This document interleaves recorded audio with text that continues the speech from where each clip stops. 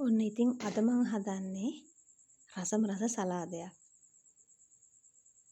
ඒ තමයි මම අද හදන්නේ ගර්කින් සලාදයක්. මම මෙන්න මේ විදිහට ගර්කින් කිරි දෙක මෙන්න මේ විදිහට රවුම් පෙති වලට කපා ගත්තා.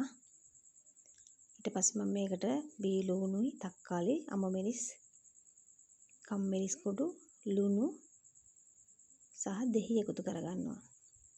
ඊට පස්සේ කපාගත්ත ගර්කින් එකට මම හීනියට කපාගත්ත අමමිරිස් ටික එකතු කරා.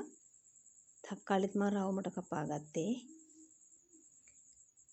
තක්කාලි රවුමට කපාගත්තේ ගර්කින් රවුමට කපාගත්ත නිසා මම තක්කාලි ටිකක් රවුම් පෙති වලට කපාගත්තා.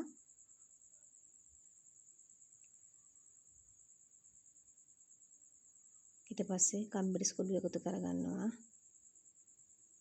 ලුණු කුඩු එකතු කරගන්නවා.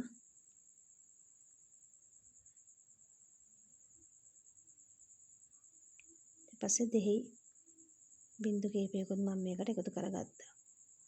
ඊට පස්සේ අපිට මේක මේ විදිහට කලවම් කරගන්න පුළුවන්.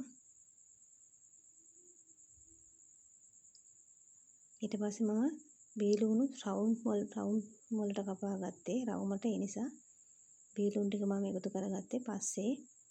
නැත්තම් අර රවුම් ටික කැඩෙන නිසා. ඊට පස්සේ මෙන්න මේ විදිහට අපිට මේක කලවම් කරගන්න පුළුවන්. ඉතින් මේක තමයි මම හදාගත්ත රසම රස ගර්කින් සලාදය.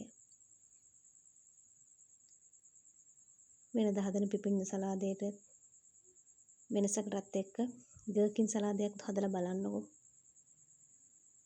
මේක මාර රසයි. ඒ වගේම හරිම ගුණයි.